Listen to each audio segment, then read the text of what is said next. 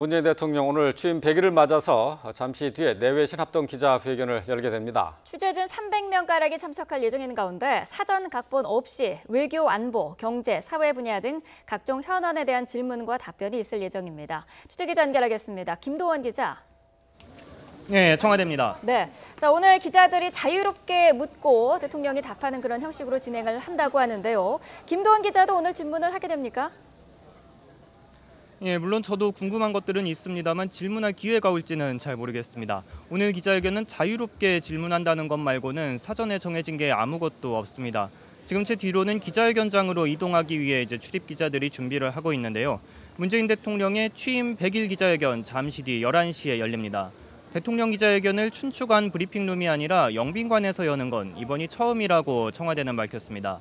300명에 육박하는 모든 내외신 출입 기자가 참석할 수 있도록 이렇게 결정됐습니다. 회견이 시작되면 문 대통령이 5분 정도 인사말을 한 뒤 질의응답이 있을 예정인데요.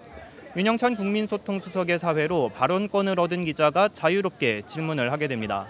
질문 범위에 제한이 없어서 북핵 문제와 사드 배치, 위안부 합의 문제 같은 외교 안보 현안부터 비정규직 해소와 일자리 창출, 부동산 대책 등 경제 문제, 증세와 복지, 탈원전 등 사회정책, 또 야당과의 협치나 개헌 등 전국 현안까지 다양한 질문이 제기될 것으로 보입니다.